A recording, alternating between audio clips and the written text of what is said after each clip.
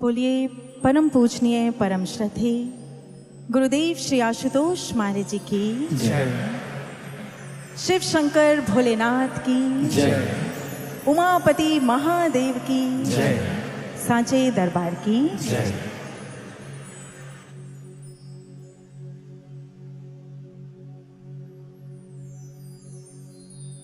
आइए एक बार पुनः हम आप सभी की ओर से और अपनी ओर से भी मंच पर उपस्थित परम पूजनीय परम श्रद्धेय गुरुदेव श्री आशुतोष महाराज जी की शिष्या महामनस्वनी कथा व्यास साध्वी सुश्री गरिमा भारती जी का हार्दिक स्वागत करें, हार्दिक अभिनंदन करें।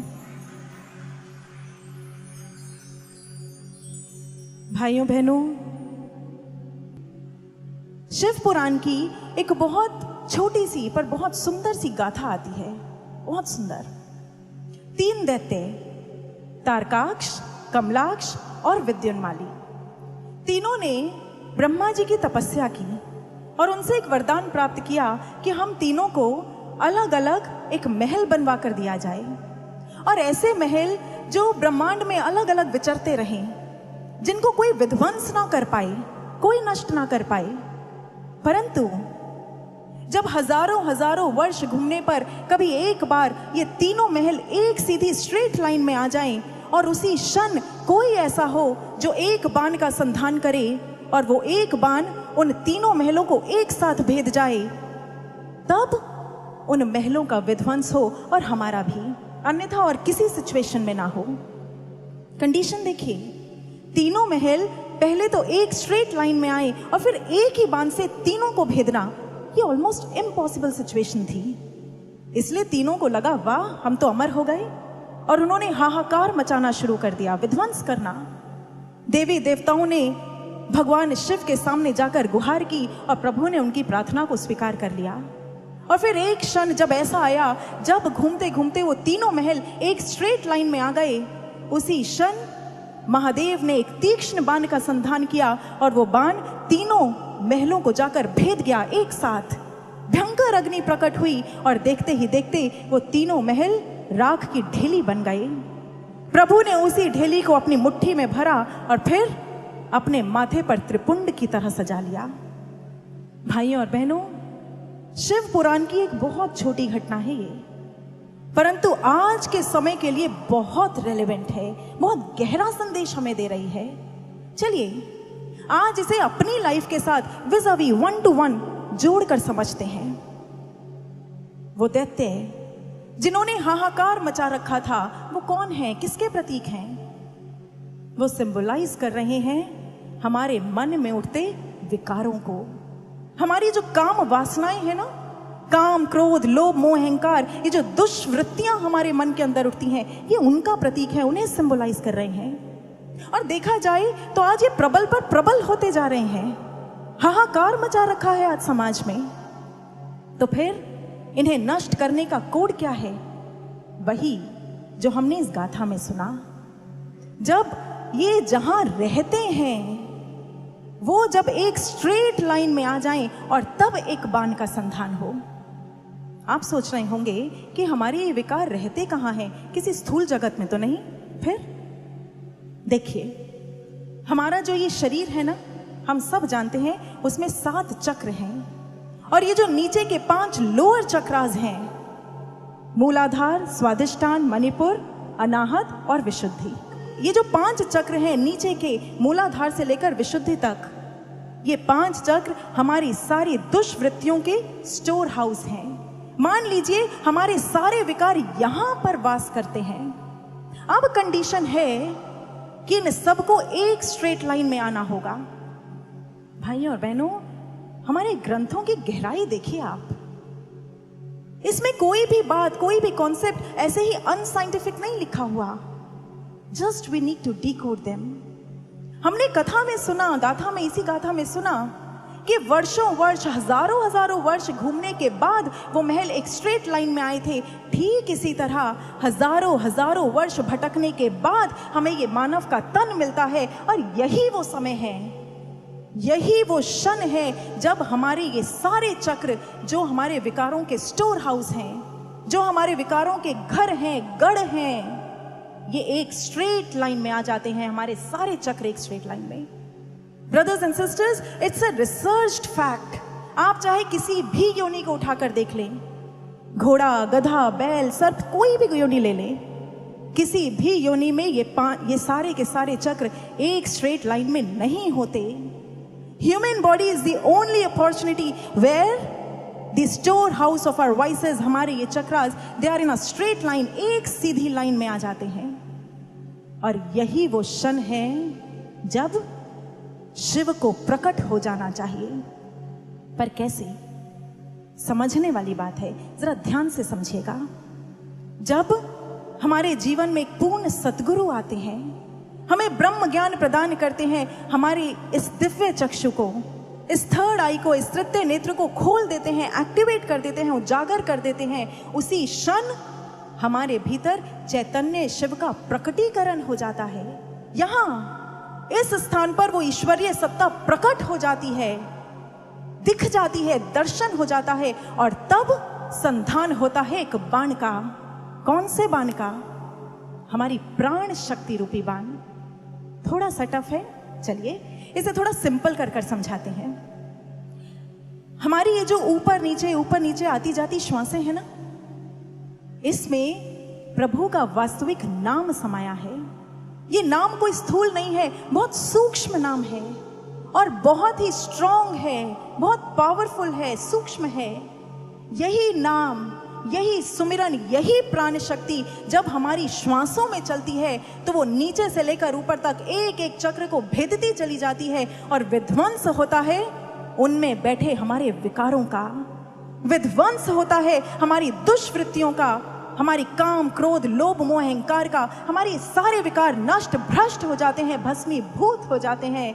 और सज्जनों, हमारा अंतःकरण शुद्ध बुद्ध हो जाता है, पावन हो जाता है, पवित्र हो जाता है। Brothers and sisters, this is the real transformational process. ये है वास्तविक अंतःकरण का परिवर्तन, जो ना तो कभी फेल होता है और ना ही कभी रिलैप्स होता है। ये है अंतःकरण की शुद्धि। अब आप खुद सोचें, जब जन जन का हृदय ऐसे परिवर्तित हो जाएगा, उसके घट के भीतर ये सारे विकार नष्ट भ्रष्ट हो जाएंगे, तो फिर समाज में क्राइम्स कैसे घटेंगे?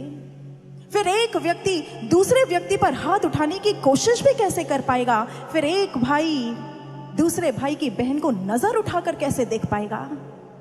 ये समाज, ये विश्व तो अपने आप सुंदर होता चला जाएगा। इसलिए भाइयों और बहनों, गुरुदेव श्री आशुतोष महाराज जी इसीलिए कहा करते हैं कि आज समाज को सिर्फ और सिर्फ बाहरी रूल्स, रेगुलेशंस और पॉलिसीज बनाने की आवश्यकता नहीं है।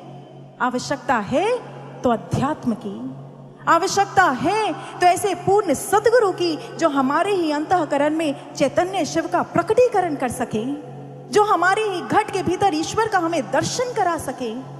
आवश्यकता है तो ऐसे तीक्ष्ण सुमिरन की जो बाण की तरह हमारे सारे विकारों को भेद सके, खत्म कर सके, नष्ट कर सके, भस्मीभूत कर सके।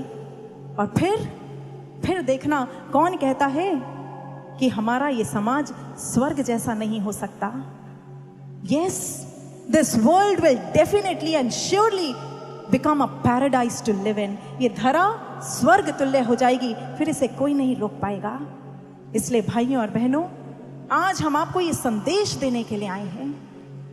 ये कथा सिर्फ और सिर्फ आपको भगवान शिव की कहानियां सुनाने के लिए नहीं आई है।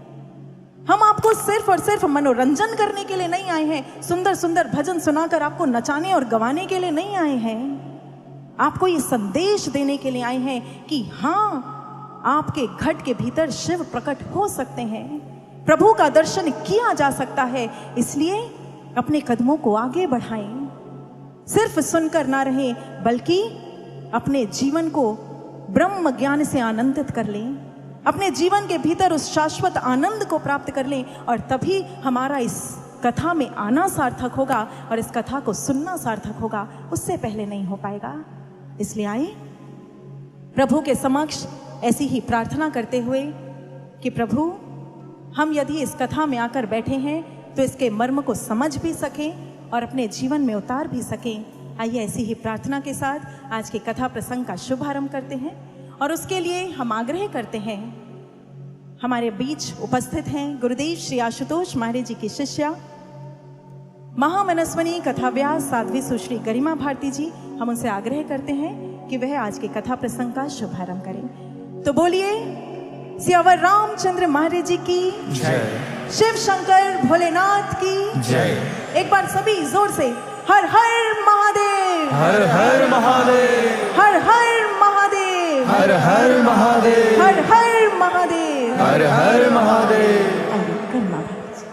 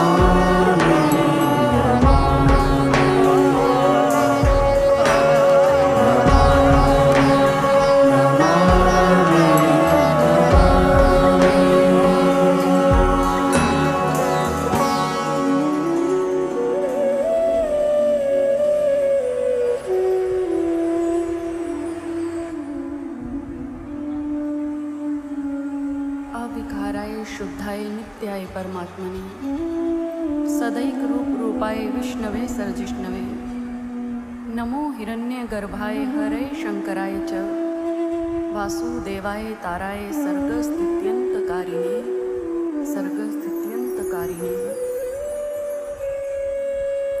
बोलिए आशुतोष भगवान की, साचे दरबार की, नीलकंठ भगवान की, उमापति महादेव की।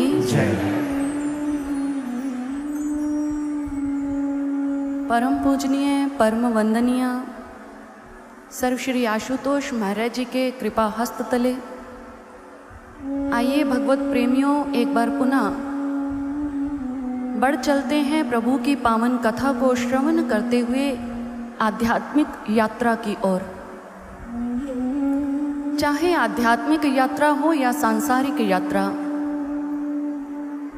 इन दोनों यात्राओं का मकसद केवल मात्र मंजिल को प्राप्त करना है।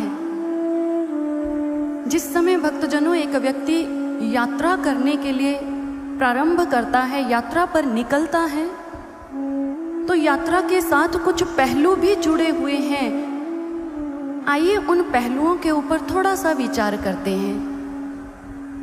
आपने स्वयं अपने जीवन में भी किसी यात्रा के दौरान शायद इन पहलुओं को महसूस किया हो। आप जब यात्रा प्रारंभ करते हैं तो उस पग पर बढ़ते बढ़ते आपको एक स्थिति ऐसी आती है जब आपको श्रम की अनुभूति होती है, अर्थात थकावट महसूस होती है। और दूसरा पहलू, उस यात्रा पर बढ़ते बढ़ते कभी भ्रम की स्थिति भी आ जाती है कि जिस मार्ग पर चल रहा हूं वह सही है या गलत। और इस श्रम और भ्रम की स्थिति से गुजरने के पश्चात भी यदि भक्तजनों आपको मंजिल नहीं मिलती या फिर चलते चलते आपको विलंब हो जाता है, तब आपको दुख की अनुभूति होती है। ऐसा होता है ना? हमारी इस यात्रा के भीतर आए ये जो पड़ाव हैं, हम इन्हें सरलता से, सहजता से कैसे पार कर सकते हैं? हम अपनी यात्रा को सुखद कैसे बना सकते हैं? इसी बात की प्रेरणा को आइए माता सीता के जीवन से लेते हैं। गोस्वामी तुलसीदास जी कहते हैं कि जिस समय माता सीता प्रभु श्री राम जी के साथ 14 वर्ष के वनवास यात्रा के लिए निकलती हैं, मंत्री सुमंत्र जी उन्हें अयोध्या की सीमा तक छोड़कर वापस आने लगे, तब उन्होंने महाराज दशरथ का संदेश माता सीता जी को देते हुए कहा कि पुत्री, महाराज ने कहा था कि सीता से कहना वन की यात्रा बहुत कष्टदायी है, इसलिए तुम वन मत जाओ, वापस राजमहल लौट आओ। माता सीता करबद्ध होकर कहने लगी, मंत्रीवर, आप जाकर के पिताश्री से कह दीजिएगा कि मेरे लिए यह यात्रा जो है ये दुखद नहीं है, मुझे इस यात्रा से कोई कष्ट नहीं होगा। मंत्री सुमंत्र जी कहने लगे कि पुत्री, ये कैसे संभव है? वन की यात्रा कष्टदायी होती है, वन की यात्रा में अनेकों कंटकाकीर्ण मार्ग आएंगे, और ये कैसे हो सकता है कि तुम्हें उस यात्रा में कोई कष्ट ना मिले? माता सीता कहने लगी, नहीं श्रम भ्रम दुख मन मोरे, मोहि लगी सोच करी जन भोरे। अर्थात मंत्रीवर, जो भी मेरे विषय में ऐसा विचार कर रहा है कि मुझे इस वन यात्रा से कष्ट होगा, तो उन्हें जाकर मेरी ओर से कह दीजिए कि मुझे इस यात्रा में कोई भ्रम, कोई श्रम, कोई दुख नहीं होगा। क्योंकि मंत्रीवर जानते हैं, एक पथिक को यात्रा पर आगे बढ़ते समय श्रम, थकान की अनुभूति कब होती है? जिस समय वो अपने पैरों की ओर देखता है, मार्ग में पड़े हुए कंकर पत्थरों की ओर देखता है, उन कंकर पत्थरों से होने वाले पांव में जख्मों को, छालों को देखता है। लेकिन यदि पथिक अपने पैरों की ओर ध्यान न देकर वो निरंतर प्रभु के श्री चरणों पर अपनी दृष्टि टिकाए रखता है, फिर भला उसे थकान की, श्रम की अनुभूति कैसे हो सकती है? बात रही भ्रम की, भ्रम तो मंत्रीवर तब होगा ना जिस समय एक व्यक्ति स्वयं को कर्ता मान करके चले कि मुझे स्वयं अपना मार्ग खोजना है, मैं तो मंत्रीवर इस यात्रा में प्रभु के श्री चरणों का अनुसरण करते हुए अपनी यात्रा पर आगे बढ़ूंगी। जब प्रभु का अनुसरण करूंगी तो फिर ब्रह्म की बात ही कहाँ रह जाती है। और दुख तो तब होता है जब प्रभु से वियोग हो एक जीव का। लेकिन इस यात्रा के दौरान मेरा प्रभु से वियोग नहीं, मेरा तो प्रभु के संग योग हो रहा है। प्रभु हर पल मेरे संग रहेंगे, मैं प्रभु का दर्शन प्राप्त करती रहूंगी। फिर बताइए मुझे इस यात्रा में दुख कैसे हो सकता है। सत्य है भक्तजनों, यदि हम अपने जीवन की यात्रा को सुखद बनाना चाहते हैं, हम माता सीता के जीवन से प्रेरणा यह लें कि हम उस ईश्वर के आगे ये प्रार्थना करें कि हे प्रभु, आप हमारा हाथ थाम लीजिए, हमें अपने इन श्री चरणों में स्थान दीजिए, हमें अपना बना लीजिए। आप हर समय हर क्षण हमारे अंग संग रहिए। ये हमारी जीवन की यात्रा अपने आप ही सुखद हो जाएगी। आज भक्तजनों, माता पार्वती भी अपने जीवन की इसी यात्रा को सुखद बनाने के लिए भगवान भोलेनाथ का संग प्राप्त करना चाहती हैं और उसी संग को पाने के लिए वह एक एक पल भोलेनाथ के समक्ष याचना प्रार्थना करती हैं। और कथा बताती है कि जिस समय काम दहन के पश्चात भोलेनाथ वापिस कैलाश लौट गए, माता पार्वती राजमहल में वापिस लौट आई, लेकिन हृदय में अपार पीड़ा है। एक एक पल वो उदास रहने लगी। तब महाराज हिमवान ने अपनी पुत्री की ये सारी स्थिति का वर्णन देवऋषि नारद जी के पास किया। अपनी पुत्री के द्वारा शिव की गई ये सारी सेवा का वृत्तांत देवऋषि नारद से कह डाला। और देवऋषि नारद जी उस समय देवी पार्वती के पास गए। और आज जैसे ही माता पार्वती ने देवऋषि नारद जी को देखा तो करबद्ध होकर के कहने लगी कि देवऋषि, आपने मुझे यह तो अवश्य कहा कि मैं भगवान भोलेनाथ का वर्ण करूं, लेकिन मुझे यह भी बताइए कि भोलेनाथ के वर्ण के लिए मैं क्या करूं। हमारी ये श्रुतियां कहती हैं, न सिद्ध्यति क्रिया कापि सर्वेषां सद्गुरु बिना मया श्रुता पुरा सत्यं श्रुति रेक्षा सनातन ही। ये श्रुतियों का परम सत्य है कि गुरु की कृपा के बिना एक जीव के जीवन का कोई भी कार्य सिद्ध नहीं होता। वो किसी भी कार्य में सफलता को प्राप्त नहीं कर सकता। गुरु के मार्गदर्शन में ही ये सब कुछ संभव है। आप कृपा कर मेरे गुरु बन करके मेरा मार्गदर्शन कीजिए कि मैं भोलेनाथ को कैसे प्राप्त करूं। आज देवऋषि नारद जी देवी पार्वती की प्रार्थना पर कहने लगे कि आप यदि भगवान भोलेनाथ को पाना चाहती हैं तो उन्हें पाना इतना सरल नहीं है। मात्र वो सेवा से ही प्राप्त हो जाते तो अब तक आपको कब से मिल गए होते। लेकिन वह भगवान शिव दुर्लभ हैं। वह योगी महायोगी यदि उसे रिझाना चाहती हो तो उस योगी के जैसी तपस्या करनी पड़ेगी। आप उस योगी को प्राप्त करने के लिए जाकर के तप कीजिए, अपने तप से भोलेनाथ को रिझाइए। आज नारद जी ने जैसे ही यह कहा, मानो उसी क्षण माता पार्वती ने अपने मन ही मन ठान लिया, अब कुछ भी हो जाए लेकिन मैं भगवान भोलेनाथ को प्रसन्न कर कर के ही लौटूंगी। इधर जैसे ही ये बात माता मैना और महाराज हिमवान को पता चली, वो अत्यंत चिंतित हो उठे।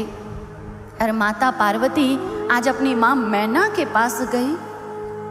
माँ मैना के पास जाकर के अपने माता की हृदय की व्यथा जानते हुए बड़े ही प्यार भाव से अपनी माता को समझाने लगी। कहने लगी कि माँ, जिस समय किसी सफलता की प्राप्ति के लिए, किसी लक्ष्य को साधने के लिए तप किया जाता है, तभी जाकर के कालांतर के अंदर एक व्यक्ति भविष्य के अंदर अपने जीवन में सुख को, किसी ऊंची पदवी को प्राप्त करता है। सारी रात भर परिश्रम करने पर ही सफलता को प्राप्त किया जा सकता है, और लक्ष्य को प्राप्त करने के लिए किया जाने वाला जो कर्म है वही तो तप कहलाता है। तप के बिना आज तक भला किसने अपने जीवन में अपने लक्ष्य को साधा है। इसलिए माँ, आप मेरे लिए चिंता मत कीजिए, मुझे अपना आशीर्वाद दीजिए। आज माँ मैना अपनी पुत्री की बात सुन उसे तप के लिए जाने की अनुमति दे देती है। और माँ पार्वती आज राजमहल के सुखों का परित्याग कर, राजसी वेशभूषा का परित्याग कर, आज एक तपस्विनी का स्वरूप धारण करके चल दी हिमालय के सबसे ऊंची पर्वत पर, ऊंची शिला के ऊपर, ऊंची चोटी पर जाकर आज भगवान भोलेनाथ का अपने समक्ष प्रतिबिंब स्थापित किया। ज्योतिर्लिंग को स्थापित कर आज भगवान भोलेनाथ की तपस्या करने लगी।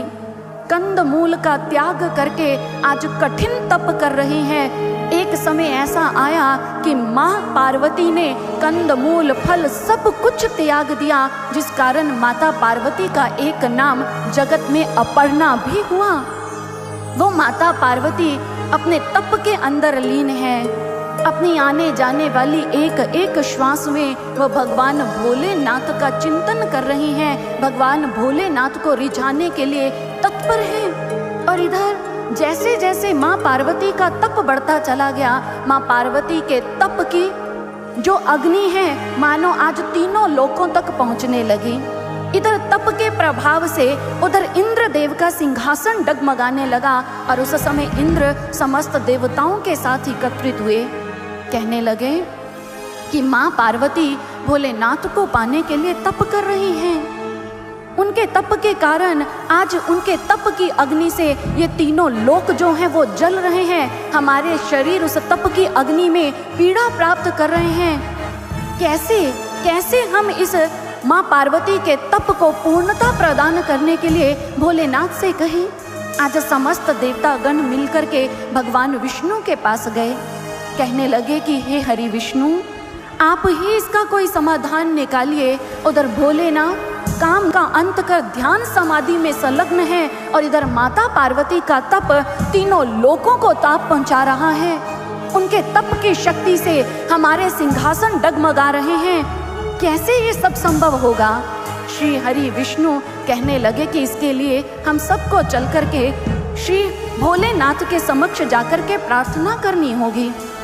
और आज एकाएक समस्त देवगण भगवान विष्णु के संग मिलकर कैलाश पर्वत पर आए, और इधर समस्त देवतागणों ने आज श्री हरि से कहा कि आप ही भोलेनाथ से कहिए कि वो पार्वती के मनोरथ को सिद्ध करें। और एकाएक आज श्री हरि आगे आए, विचार कर रहे हैं कि भगवान भोलेनाथ ने मेरे ही रामा अवतार के कारण सती का परित्याग भोलेनाथ को करना पड़ा, मुझे ही जाकर के इनसे ये अनुरोध करना होगा। और एकाएक आगे आए भोलेनाथ जो नेत्र मूंद कर ध्यान में बैठे हैं। श्री हरि बड़े ही मधुर स्वर से आवाज लगाते कहने लगे, भोलेनाथ भोलेनाथ। इधर भोलेनाथ जो ध्यान में बैठे थे मानो अपने अंतःकरण में ही टटोलने लगे। इधर श्री हरि पुनः बोले, कहने लगे कि भोलेनाथ अपने नेत्र तो खोलिए जरा। एकाएक आज भोलेनाथ ने अपने नेत्र खोले और अपने समक्ष समस्त देवगणों को श्री हरि के संग देखा तो कहने लगे कि देवगणों, आज आप सबका कैलाश पर्वत पर किस प्रयोजन हेतु आगमन हुआ है? श्री हरि एकाएक कहने लगे कि भोलेनाथ, आज हम आपसे एक अनुरोध करने आए हैं। भोलेनाथ कहने लगे कि श्री हरि, आप अनुरोध नहीं, आप मुझे आज्ञा दीजिए, मुझे क्या करना है? श्री हरि कहने लगे कि यदि ऐसी बात है तो आज मैं आपसे अनुरोध नहीं, मैं आपको फिर आज्ञा ही देता हूँ। आप माता पार्वती के मनोरथ को पूर्ण कर उनके संग विवाह कर लीजिए। भगवान भोलेनाथ ने सुना, कहने लगे नहीं नहीं श्री हरि, मैं एक बार विवाह करके देख चुका हूँ, अब पुनः विवाह करने की इच्छा नहीं होती। श्री हरि कहने लगे कि भोलेनाथ, हम जानते हैं कि आपके विवाह की कोई इच्छा नहीं, आप किसी सांसारिक बंधन में नहीं पड़ना चाहते। लेकिन आपको यह विवाह संसार के हित के लिए करना है। इसलिए हम सभी आपसे यह अनुरोध करते हैं कि आप माता पार्वती के संग विवाह कर समस्त देवताओं को, समस्त देवगणों का कल्याण कीजिए। भगवान भोलेनाथ सबके हित का विचार करते, उनके अनुरोध को स्वीकार्य करते कहने लगे, ठीक है श्रीहरि, यदि आपकी यही आज्ञा है, यही इच्छा है, तो मैं आपकी इस आज्ञा को शिरोधार्य करता हूँ। श्री हरि ने इतना सुना, एकाएक कहने लगे, नहीं नहीं भोलेनाथ, आप मेरी आज्ञा को शिरोधार्य मत कीजिए। भोलेनाथ कहने लगे, श्री हरि ये कैसी बात कर रहे हैं? आप ही ने तो कहा कि मैं आपकी आज्ञा का पालन करूं। श्री हरि कहने लगे, कहा मैंने आपको अवश्य, लेकिन भोलेनाथ आप मेरी आज्ञा को शिरोधार्य मत कीजिए, क्योंकि आपके इस मस्तक पर से क्या बहती है जी? क्या बहती है पता है? गंगा। श्री हरि कहने लगे, हम जानते हैं आपके इन जटाओं में से मस्तक पे से गंगा बहती है। यदि कहीं उसी गंगा के प्रवाह में हमारी आज्ञा भी साथ ही बह गई तो हमें फिर से आपको मनाना पड़ेगा। इसलिए अनुरोध है कि हमारी आज्ञा को आप शिरोधार्य मत कीजिए। भोलेनाथ मुस्कुरा दिए, कहने लगे, ठीक है श्री हरि, हम आपकी आज्ञा को शिरोधार्य नहीं हृदयस्थ करते हैं। हम अपने हृदय से आपकी आज्ञा को स्वीकार करते हैं। लेकिन पार्वती के मनोरथ को पूर्ण करने में अभी कुछ समय शेष है, इसलिए आप धैर्य रखें। आज जैसे ही प्रभु ने अनुमति दी, सब प्रसन्न होकर अपने अपने धाम की ओर लौट गए। और इधर माता पार्वती, उनका जो तप है वो चरम सीमा की ओर बढ़ता चला जा रहा है। आज उनके तप के प्रभाव को देखकर भगवान भोलेनाथ भी मानो उनके हृदय तक भी वो भाव तरंगे पहुंची। कहते हैं कि उसी क्षण भगवान भोलेनाथ ने आज सप्त ऋषि जनों का आवाहन किया और उनसे आवाहन कर कहने लगे कि हे सप्त ऋषि जन, आपको हमारा एक कार्य करना है। पार्वती के तप की परीक्षा लेनी है। उनके प्रेम की परिपक्वता को देखने के लिए जाइए, जाकर के पार्वती की परीक्षा लेकर के आइए। आपको किसी भी रीति नीति का, किसी भी बात का अनुसरण करना पड़े आप अवश्य कीजिए, लेकिन परीक्षा लेने में आप किसी भी प्रकार की ढील मत कीजिएगा। जैसे ही इधर सप्त ऋषि जनों को आदेश हुआ, आज चल दिए सप्त ऋषि जन उस गौरी शिखर पर, जहां आज माँ गौरी भगवान शिव को पाने के लिए तप कर रही हैं। उधर सप्त ऋषियों का जैसे आगमन हुआ, उन्होंने माँ गौरी से कहा, हे शैलसुते, हे शैलसुते, अपने नेत्र खोलिए। माँ पार्वती जो भगवान शिव के नाम का अपनी श्वासों में उच्चारण करती चली जा रही हैं, शिव में अपनी तन मन की सुधि को लगाकर बैठी हैं। उन्हें जैसे ही सप्त ऋषियों की आवाज सुनाई दी, अपने नेत्र खोले, करबद्ध होकर के कहने लगी, हे सप्त ऋषि जन, आपको मेरा कोटि कोटि नमन है। आज आपने मुझे अपना दर्शन देकर धन्य कर दिया है। सप्त ऋषि जन कहने लगे कि हे शैलसुते, आपके इस तप को देख करके हम सभी आश्चर्यचकित हैं। तीनों लोक आपके इस तप की शक्ति से, तीनों के तीनों लोक ही आज अचंभित हैं। हम आपसे यह जानने आए हैं कि आप किसे पाने के लिए ये कठोर तप कर रही हैं। माता पार्वती कहने लगी कि ऋषिवर, जो मेरे मन ने मनोरथ ठाना है, उस मनोरथ को यदि मैं आपके समक्ष कहूँगी तो हो सकता है कि आप उसे सुनकर के मेरा परिहास उड़ाएं, लेकिन क्या करूं? मेरे मन ने तो हठ ठान लिया है। मेरा मन जानता है कि जो हठ उसने ठाना है उसको पूर्ण होने में बहुत कठिनाइयाँ आएंगी, ये बहुत मुश्किल है। लेकिन ऋषिवर, मेरे मन ने आज जल के ऊपर भीत बनाने का विचार ठान लिया है। भगवान भोलेनाथ, आज उन्हें मैं अपने वर के रूप में प्राप्त करना चाहती हूँ और भोलेनाथ को पाने के लिए ये मैं कठोर तप कर रही हूँ। इतना सुनना था, ऋषिवर कहने लगे, भोलेनाथ, भोलेनाथ से विवाह करना चाहती हैं आप? हे पार्वती, हमें तनिक यह तो बताइए कि आपको ये ऐसा विचार दिया किसने?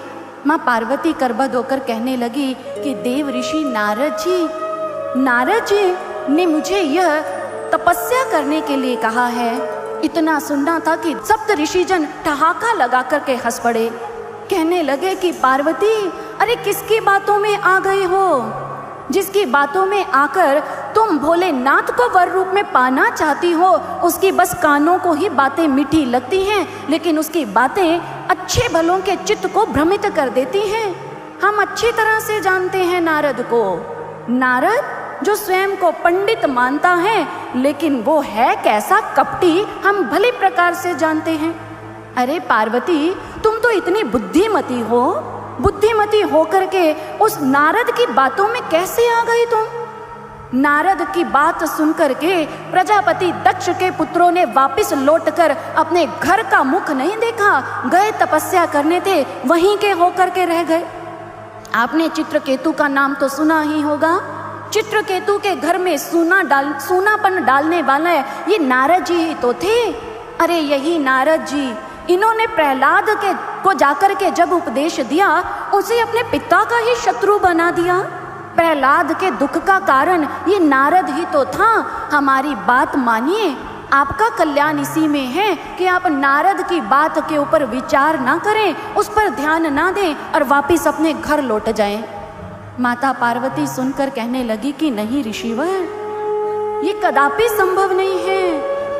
नारद जी को मैंने अपना गुरु माना है, उन्होंने मुझे अपनी शिष्य के रूप में स्वीकार कर उपदेश दिया है और मुझे इस बात का ज्ञान है। गुरु के वाक्य जो हैं, ये वेद, ये शास्त्र कहते हैं कि वो एक ऐसे अटल सत्य हुआ करते हैं जिस पर यदि एक शिष्य दृढ़ता से विचार करे, यदि उस पर दृढ़ता से पालन करे, तो उसके जीवन में कभी दुख नहीं आ सकता है। गुरु के वचन कभी भी त्याग करने के योग्य नहीं होते हैं। गुरु के वचन तो अपने हृदय के अंदर आत्मसात करने के लिए होते हैं, अपने हृदय के अंदर धारण करने वाले होते हैं। जिसे गुरु के वचनों के प्रति प्रीति नहीं होती, वो इस लोक में तो क्या, वो प्रलोक में जाकर के भी सुख को प्राप्त नहीं करता, उसे अपने स्वप्न में भी कभी सुख नहीं मिलता है। इसलिए मैं कुछ भी भले क्यों ना हो जाए, भले मेरा घर बसे या उजड़े, लेकिन मैं अपने गुरुदेव के वचनों का परित्याग नहीं करूंगी।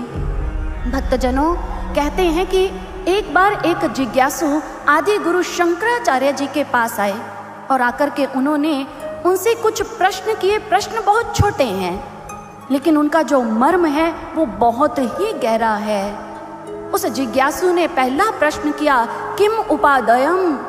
आदि गुरु शंकराचार्य जी ने उत्तर स्वरूप कहा, गुरु वचनम। अर्थात शिष्य का प्रश्न था कि अपने जीवन में धारण करने योग्य क्या है। आदि गुरु शंकराचार्य जी ने कहा कि गुरु के वचन। उस जिज्ञासु ने पुनः प्रश्न किया, किम विषयम? इस संसार में विष क्या है? आदि गुरु शंकराचार्य जी ने उत्तर देते कहा, अवधीर्णा गुरुषु, अर्थात गुरु आज्ञा की अवहेलना, गुरु वचनों की अवहेलना, ये सबसे बड़ा जीवन के अंदर विष है, दुख देने वाली बात है। भक्तजनों, एक शिष्य को तो सदैव ये चाहिए कि वे अपने गुरु के वचनों का पालन करे, बिना किंतु बिना परंतु किए, क्योंकि जो गुरु के मुख से निकले हुए वचन हैं वो अमोघ बाण की तरह होते हैं, जिसे काटने का, रोकने का सामर्थ्य काल के अंदर तो क्या, स्वयं महाकाल के अंदर भी नहीं होता है। गुरु के मुख से निकले वचन एक ऐसे शक्ति के पुंज हुआ करते हैं जिसे पूर्ण करने के लिए पूरी सृष्टि आंदोलित हो जाया करती है। स्वयं भगवान शिव नारद जी को समझाते हुए कहते हैं, गुरु वक्त्रे स्थितम ब्रह्म प्राप्यते, अर्थात गुरु के वचन ऐसे हैं जिसका यदि एक शिष्य अपने जीवन में पालन करे तो वह ब्रह्म की प्राप्ति को कर लेता है, ईश्वर को प्राप्त कर लेता है। इसलिए गुरु के मुख से निकले वचन साधारण शब्द नहीं होते, वो ब्रह्म वाक्य हुआ करते हैं। भक्तजनों, गुरु के मुख से निकले वचन कभी भी निरर्थक या निष्फल नहीं जाते हैं। सर्वश्री आशुतोष महाराज जी एक कहानी सुनाया करते हैं। एक बार भगवान महावीर जी अपने शिष्यों के साथ बैठे थे और अपने शिष्यों को प्रवचन देते हुए उन्होंने कहा कि गुरु के मुख से निकला गया प्रत्येक वाक्य सत्य होता है, उसे कोई भी टाल नहीं सकता। ये बात जब सभी शिष्य सुन रहे थे तो एक शिष्य के मन में ये विचार आया, ये भला कैसे संभव है कि उनके मुख से निकला कोई भी विचार वो कभी भी टलता ना हो, प्रत्येक वचन सत्य को प्राप्त होता है। कुछ दिन व्यतीत हुए, भगवान महावीर जी के साथ उसी शिष्य को एक बाग में भ्रमण करने का मौका मिला और उस शिष्य की नजर एक पौधे के ऊपर गई। उसने उसी क्षण भगवान महावीर से पूछा कि भगवान यह बताइए, क्या ये पौधा वृक्ष बन पाएगा? महावीर जी ने अपनी ओजस्वी वाणी से कहा, हाँ, ये पौधा एक दिन इतना विशाल वृक्ष बनेगा, इसके ऊपर फल फूल आएंगे, ये हरियाली से लद जाएगा और इसकी छाया तले यात्री आकर विश्राम को प्राप्त करेंगे। इतना कहकर भगवान महावीर वहां से चले गए। वो शिष्य उस पौधे को देखने लगा, ना जाने उसके मन में क्या आया और आगे बढ़ा। उसने उस जमीन में से पौधे को उखाड़ करके फेंक दिया। वे जानना चाहता था कि क्या ये सत्य है कि गुरु के मुख से निकला वचन वो कभी भी ना टले। अब क्या था, समय की गति आगे बढ़ी। बहुत समय गुजर जाने के पश्चात 5 या 6 वर्ष के पश्चात लगभग वही शिष्य उसी बाग में भगवान महावीर के साथ पुनः भ्रमण करते हुए आया। बहुत अधिक गर्मी थी, ताप के कारण, गर्मी सहन न कर पाने के कारण वह दौड़ा गया और एक वृक्ष के नीचे जाकर के खड़ा हो गया। भगवान महावीर उसके समीप गए और जाकर के कहने लगे, वत्स, जानते हो ये वृक्ष कौन सा है? ये वही वृक्ष है जिसके बारे में तुमने हमसे पूछा था, क्या ये पौधा वृक्ष बनेगा? देखो आज कितना सुंदर हरा भरा है, कितनी शीतल ठंडी छाया है जिसके नीचे तुम खड़े होकर के शीतलता को प्राप्त कर रहे हो। इतना सुनना था कि वह शिष्य आश्चर्यचकित रह गया। कहने लगा कि भगवान ये कैसे संभव है? मैंने स्वयं अपने हाथों से उस पौधे को जमीन से उखाड़ दिया था। भगवान महावीर कहने लगे कि जिस समय तुम उस पौधे को उखाड़ करके यहाँ से चले गए, उस समय मेरे वचनों को पूर्ण करने के लिए ये कायनात आंदोलित हो गई, ये कायनात दौड़ पड़ी। धुआंधार बारिश हुई और वर्षा के जल के साथ मिट्टी बह करके आई और इस मिट्टी ने उस पौधे को अपने नीचे दबा लिया। बस वहीं से उस पौधे ने जड़ें पकड़ी और धीरे धीरे वही पौधा आज ये हरा भरा वृक्ष बन करके तुम्हारे सामने खड़ा है, तुम्हारे सामने है ये पौधा। भक्तजनों, गुरु के वचनों को टालने का सामर्थ्य किसी में नहीं है। गुरुदेव की जो दृष्टि है वो पारदर्शी हुआ करती है। वो इस प्रकृति के, संसार के भविष्य में ही नहीं, वो एक शिष्य के भविष्य में भी झांकने का सामर्थ्य रखते हैं कि कौन से कर्म संस्कार मेरे शिष्य के मार्ग में बाधा बनकर उसे पीड़ा पहुंचा सकते हैं। इसलिए भक्तजनों, गुरुदेव अपने शिष्य के जीवन को उसी कर्म बंधनों से, उसी पीड़ा से मुक्त करने के लिए उसे आज्ञा लगाते हैं, जिस आज्ञा का पालन करके ही एक शिष्य बंधन से मुक्त हो सकता है। भक्तजनों, गुरु के स्वरूप की जिस समय महिमा गाई जाती है, आपने सुना होगा कि उनके प्रत्येक अंग की महिमा, उनकी तुलना किसके साथ की जाती है? मुखारविंद, चरणारविंद, कमल नयन, अर्थात इसमें जो शब्द प्रयोग हुआ अरविंद, कमल, इसका अरविंद का अर्थ होता है कमल। कमल के फूल को आपने देखा होगा, वो कहाँ उगता है?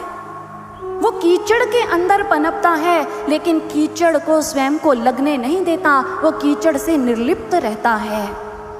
गुरु रूपी सत्ता ऐसी सत्ता है जो इस संसार के अंदर अवतरित होकर के हम जैसी मानव के रूप में ही प्रतीत होती है, लेकिन वो इस संसार के कर्म बंधनों में बंधी नहीं होती है, इससे मुक्त होती हैं। और वही सत्ता अपने भक्तों को, अपने शिष्यों को भी कर्म बंधनों से मुक्त करने के लिए उसे ऐसी आज्ञाएं प्रदान करते हैं। एक शिष्य का दायित्व बनता है कि वह जब भी उसे अवसर मिले तो वो अपने गुरु के वचनों को अपने हृदय के अंदर धारण करे, क्योंकि भक्तजनों, गुरु के जो वचन हैं, गुरु के वचन विचारणीय नहीं, अनुकरणीय हुआ करते हैं। गुरु के वचन बुद्धि गम्य नहीं हृदय गम्य हुआ करते हैं, उसे हृदय से धारण करना चाहिए। और जिस समय एक शिष्य बिना किंतु परंतु किए, बिना तर्क वितर्क किए, बिना गुरु की बात पर विचार किए बस उसका अनुसरण करता है, अपने जीवन में धारण करता है, फिर गुरु उसे अपनी कृपा से इस जगत में बेमिसाल बना देता है। उस शिष्य का जीवन एक मिसाल बन जाया करता है। बहुत सुंदर किसी ने कुछ पंक्तियां कही हैं। इस दुनिया में सबसे बड़ा गुरु शिष्य का नाता है। लालन पालन कर शिष्य का गुरु ही राह दिखाता है। गुरु वचनों को जो शिष्य अपने हृदय में बसाता है, गुरु आज्ञा में चलकर वो फिर गुरु का प्रिय बन जाता है, वो गुरु का प्रिय बन जाता है। वो शिष्य गुरु के हृदय पर राज करता है, फिर गुरु के हृदय में राज करता है। आज माता पार्वती नारद जी को गुरु मानकर उनकी आज्ञा का पालन दृढ़ता के साथ कर रही हैं और इसीलिए बारंबार आज उन ऋषिवरों से कहने लगी कि मैं अपने गुरु के वचनों का परित्याग नहीं करूंगी। भले ही मेरा मनोरथ पूर्ण हो या ना हो, लेकिन मैं अपने गुरु के वचनों का त्याग नहीं कर सकती हूँ। उसी क्षण वह ऋषिवर कहने लगे कि पार्वती, तुम जिसकी बात मानकर इतना कठिन तप कर रही हो, शंकर को वर के रूप में पाने के लिए, क्या शंकर के बारे में कुछ जानती हो तुम? शंकर, वो शंकर जिसके साथ दक्ष ने अपनी भोली भाली सीधी सादी पुत्री सती का विवाह कर दिया, और ये भोलेनाथ, ये शंकर उसके साथ कुछ समय तक भी निर्वाह नहीं कर पाए।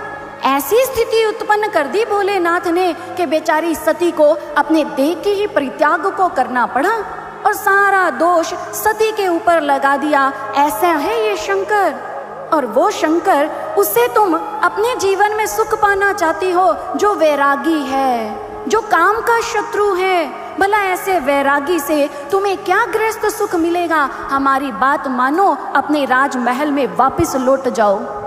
माता पार्वती करबद्ध होकर कहने लगी कि ऋषिवर, मैं जानती हूँ कि भगवान भोलेनाथ जो हैं वो अविनाशी हैं, वो इन समस्त विकारों से मुक्त हैं, वो अजन्मे हैं, वो इन विकारों के बंधन में नहीं बंधे हुए। यही जान करके मैंने मन वचन कर्म से उनको पाने के लिए ये कठोर तप किया है।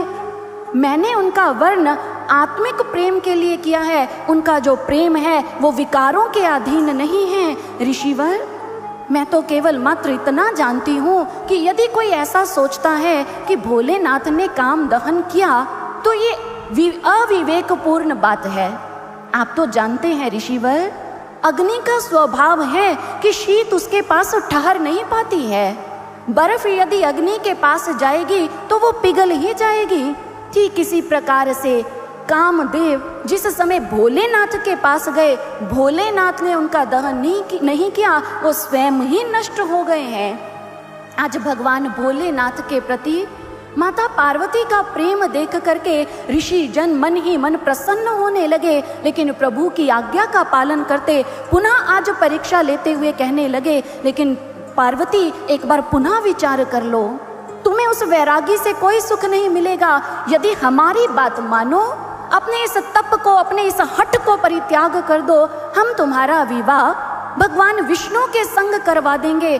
भगवान विष्णु जो बैकुंठ में रहते हैं, उनके संग विवाह कर तुम्हें बहुत सुख प्राप्त होगा। माँ पार्वती कहने लगी कि ऋषिवर, मैंने तो भोलेनाथ को वर रूप में पाने का हठ ठान लिया है। मेरा मन तो भोलेनाथ में जाकर के रम गया है, इसलिए अब भोलेनाथ के बिना मेरा मन कहीं और नहीं टिकता है। ऋषि जन कहने लगे, लगता है पार्वती, तुमने अपने ही जीवन में दुख को पाने की विचार को ठान लिया है। उस भोलेनाथ के वैरागी होने की बात जान करके भी उससे विवाह करना क्या तुम्हारे अविवेक की पराकाष्ठा नहीं है? आज ऐसी बात कहकर तुम सिद्ध कर रही हो कि तुम हिमालय की पुत्री हो जो जड़ है। माँ पार्वती कहने लगी कि ऋषिवर, आप अच्छी बात है कि सत्य को जानते हैं कि मैं हिमालय की पुत्री हूँ, पर्वत की पुत्री। आपका उपदेश देकर मुझे अपना समय व्यर्थ गंवाना उचित नहीं। आपके उपदेश की सार्थकता तो तब है आप जाकर किसी चेतन को उपदेश दीजिए। लेकिन मैं इतना अवश्य आपको कहना चाहूँगी कि भले ही मैं हिमालय की पर्वत की पुत्री हूँ, लेकिन उसी पर्वत को फाड़ करके उसी पर्वत की गर्भ में से सोना निकला करता है। अरे हे ऋषिवर, मेरी जो श्रद्धा है वो सोने के जैसी है। सोने को अग्नि में कितना भी क्यों ना तपाया जाए, लेकिन उसकी चमक कभी कम नहीं होती है। ठीक इसी प्रकार से भले मुझे कितना कष्ट सहना पड़े, कितनी भी मुश्किलों का सामना क्यों ना करना पड़े, लेकिन किसी भी परिस्थिति के अधीन होकर के मैं भोलेनाथ के प्रति अपनी श्रद्धा को कम नहीं होने दूंगी।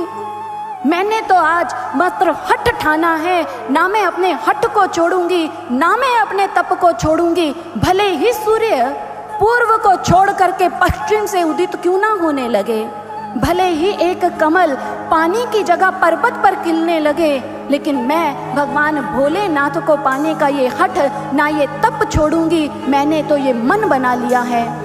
इतना सुनना था कि आज ऋषि मुनि जन गदगद हो गए। माता पार्वती उन ऋषि मुनियों को ऐसा कहकर उनको प्रणाम कर पुनः आंखें मूंद कर ध्यान की अवस्था में बैठ गई। और इधर ऋषि मुनि जन आज पार्वती को अपनी परीक्षा में उत्तीर्ण हुए देखकर आज उनकी जय जयकार कर उठे। धन्य है माँ पार्वती आप, आपके जैसा हठ, आपके जैसा तप करने वाला कोई दूसरा और नहीं मिलेगा। आज ऋषि गणों के संग संग समस्त देवगण भी माता पार्वती की इस परीक्षा में उत्तीर्ण होने पर उनका स्तुति गान करते, उनके इस हठ, उनके तप को देख करके आज माता पार्वती के बारे में क्या कहते हैं, आइए श्रवण करते हैं।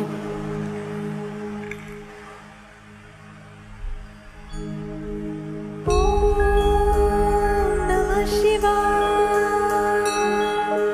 ओम नमः शिवाय। हर संकट से टकराने वो महादेव को पाने।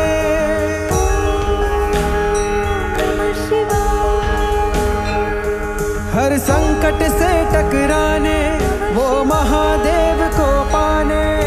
अटल निश्चय कर शिवा चली अपने शिव को पाने। वो महाहठी वो महातपी हर संकट से टकराने। अटल निश्चय कर शिवा चली है अपने शिव को पाने। वो महाहठी वो महातपी हर संकट से टकराने। अटल निश्चय कर शिवा चली है अपने शिव को पाने।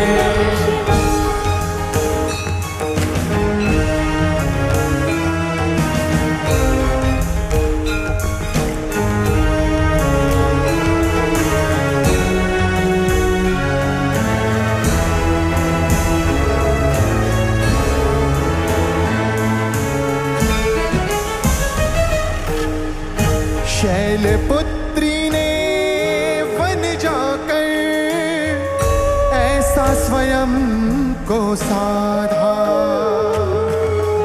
बनकर शैल सही तन पर हर विपदा हर बाधा। स्वयं को ऐसा साधा पार करी हर बाधा। स्वयं को ऐसा साधा पार करी हर बाधा। बैठी जल में कभी अनल में प्रभु का ध्यान लगाए। ओम नमः शिवाय, हर हर शिवाय, नमः नमः शिवाय, हर हर शिवाय। ओम नमः शिवाय, हर हर शिवाय, नमः नमः शिवाय, हर हर शिवाय। ओम नमः शिवाय, नमः नमः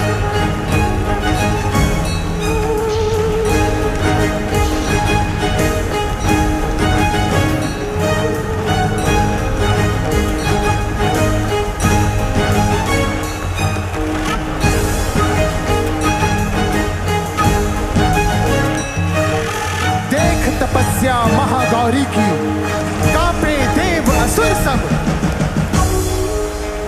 ली परीक्षा ऋषि मुनियों ने, उमा छोड़ो बहुत हुआ तब।